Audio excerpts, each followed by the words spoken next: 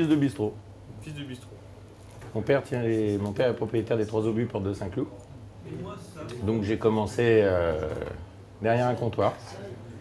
Et puis il avait un ami d'enfance qui était charcutier et cuisinier, Géraud Rongier. Et j'ai fait mon apprentissage chez lui et j'ai appris la cuisine et j'étais passionné.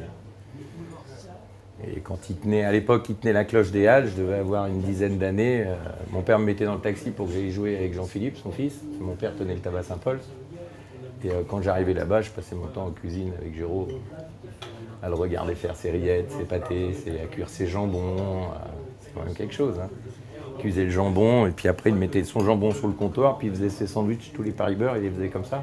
À la cloche des Halles, un petit peu plus loin derrière. Vraiment à l'ancienne. Et ça, voilà, ce qui m'a rendu amoureux du métier, c'est ce genre ces moments-là, quoi. Puis j'ai pas oublié mon flipper avec mon petit Monaco et puis mon jambon beurre, mais un jambon à l'os. Non mais voilà, c'est des petits détails, ces petites choses qui... Et puis c'est l'envie de retrouver un peu la nostalgie, la cuisine de grand-mère. Quand on met plein de beurre, c'est ce qui va plaire aux gens, puis surtout aller chercher le sourire chez les gens quand ils viennent manger. C'est agréable. Donc toutes ces petites choses-là, voilà ce qui m'a attiré un peu dans ce métier. J'ai fait un BEP de cuisine à Ferrandi en 85. Après, j'ai pas lâché. Hein. Je travaillais un peu à la Fermette Marbeuf, j'ai travaillé chez Géraud Rongier, surtout chez Géraud, quoi. Rue Vital, à l'angle de la rue Vital, de la rue Massenet. J'ai rencontré un grand chef, Laurent Deslandes, et ils m'ont piqué, hein, tous, hein, c'est un ensemble. Hein. Ils s'y sont tous mis. Ma mère aussi, avec ses petits plats. C'est quoi la cuisine? La cuisine, c'est un souvenir. Ah bon, avant tout, c'est un souvenir. C'est quand on va manger, la mémoire va énormément nous aider. C'est une passion. C'est un jeu. Tout à l'heure, on avait Alexis qui disait moi, j'ai de la chance, quand je vais au travail, je dis que je vais jouer. Et ça, il ne faut pas l'oublier. Ben, nous, c'est un petit peu pareil. Hein. On va se faire plaisir, à faire plaisir aux gens. Puis on va boire un coup, on va préparer des bons produits, on va... Vous voyez, comme je vous dis, ça va, vous aimez bien, ça vous plaît. Puis je vois ce petit sourire d'enfant qui revient. Voilà, c'est ça. On a le souvenir des goûts qu'on a eus avant et essayer de ramener ça, de rappeler ça aux gens. Il y a une vraie passion là-dedans. C'est agréable de faire plaisir aux gens. Vous savez, quand les gens ils s'en vont et qu'ils vous disent merci, c'était chouette. Waouh, c'est con, mais ça mérite une bonne addition parfois. Enfin, on ne peut pas abuser non plus, hein, parce que là, ils vont croire que la porte elle est ouverte. Mais non, non. Franchement, ça fait autant partie de l'addition. On a tendance à faire beaucoup de terroirs français ici. Mais je suis ouvert à toutes les cuisines. Vraiment à toutes. Oh là là. Le beurre. Je suis normand, je vais vous dire le beurre. Pourquoi le beurre? Parce que aussi bien pendant les cuissons avec un steak, avec un steak de 200 grammes et on met 50 grammes de beurre. Ma grand-mère, c'était les haricots verts, pareil, c'était au beurre. C'est le beurre. Le beurre. Et puis même dans les bonbons, les caramels au beurre salé. Café ou décaféiné, jeune homme, s'il vous plaît? Un café? Avec plaisir. Vous voulez un petit calva avec?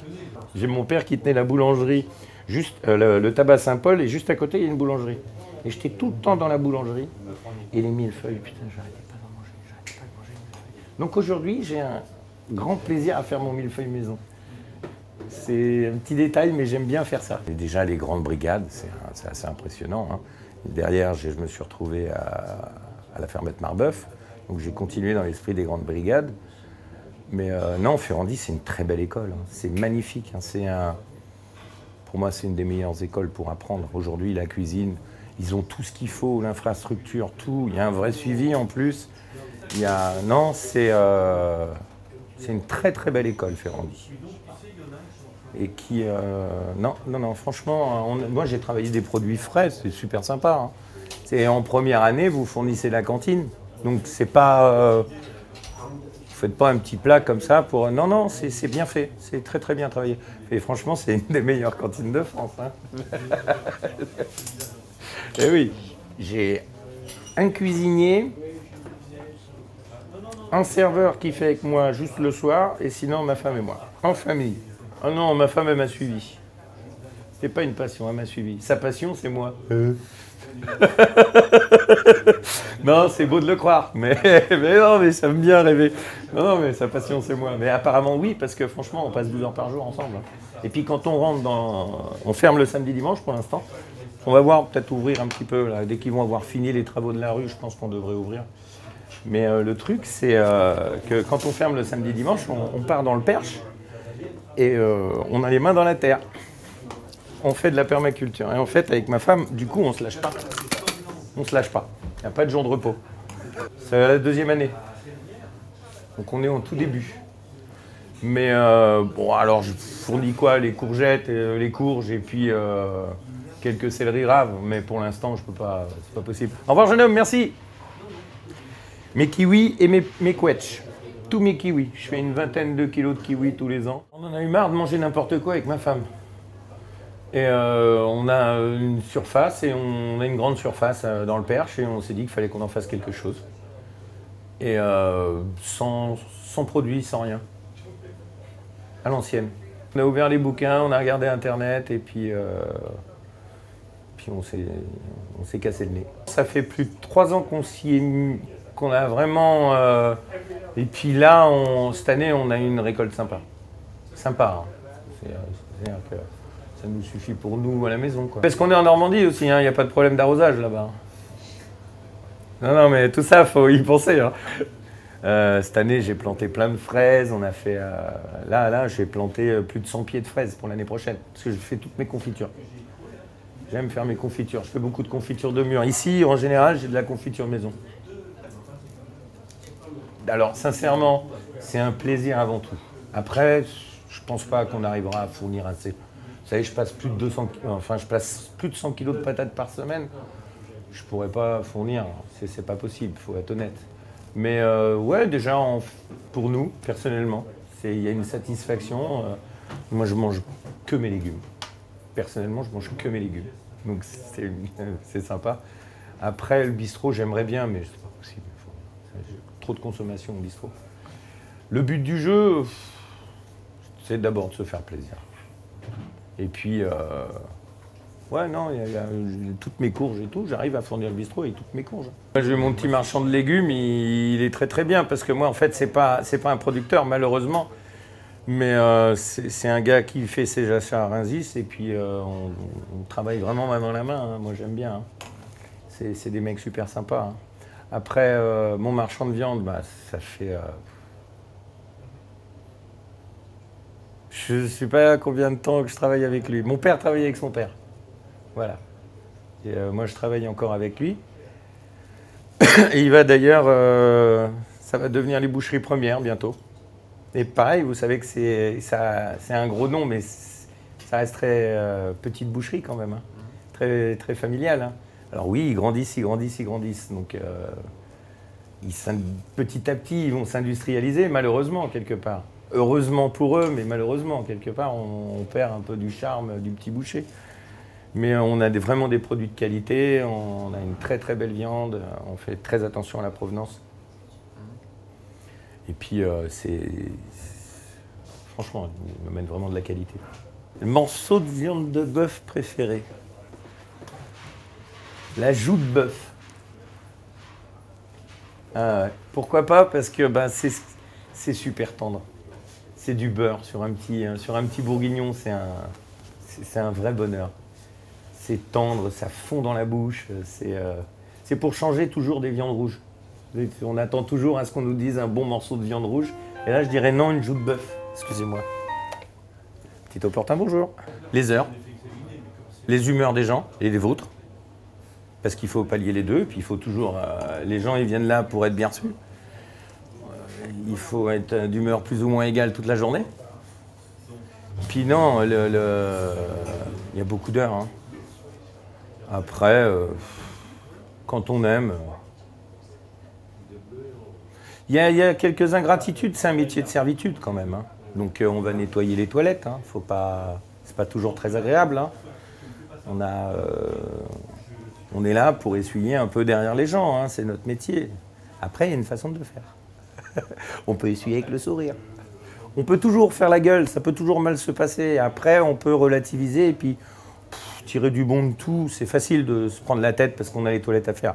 Mais on n'a pas le choix, on doit les faire 2 ou 3 fois dans la journée. Et puis il faut, de toute façon, le boulot, il faut bosser d'une manière ou d'une autre. Ça va être les mêmes contraintes un peu dans tous les métiers, je pense. Moi, les halles, c'est le marché dans les années 70-80, quand j'allais à la Cloche des Halles. Quand on... ah oui. C'était sympa. C'était autre chose. Et après, j'ai connu dans les années 90 les halles un petit peu plus Java. J'avais la vingtaine. Donc ouais, c'était vraiment bon boulin. Hein. On sortait partout, à la Guinness, on allait à la Cala, on allait au Perroquet, on faisait la fête. Les halles, c'est la fête. C'est vraiment l'esprit fête. Et puis franchouillard, beaucoup. Beaucoup de trucs typiques où on fait sa terrine, l'autre il fait, moi je fais mes saucisses. C'est des petits bonheurs comme ça, ces petites choses. L'autre il a un petit vin, il y a à peine des étiquettes dessus. On ne sait pas d'où ils le sortent sous les fagots, mais on n'a jamais bu un vin comme ça. Et à 7 h du matin, vous allez vous faire un casse-croûte au comptoir au hall. Alors qu'ailleurs dans Paris, à 6h30, 7 h du matin, c'est un peu plus compliqué. Je dis qu'on y revient. Il y a un retour. Là, ça disparaît plus. Là. Il y a un vrai retour aux sources, je crois. Les gens en ont marre. Comment vous voyez ça? Ça fait longtemps que je veux faire que de la frite fraîche. Je veux faire que mes frites maison. J'ai plein de copains restaurateurs. Quand j'étais jeune, ils m'appelaient frites fraîches. Parce que tout le monde était passé à la frite surge et tout. Et moi, non, je voulais pas. On épluchait les patates, on continuait à faire de la frite fraîche. Et j'ai toujours été persuadé que les gens en auraient marre un jour de bouffer de la merde.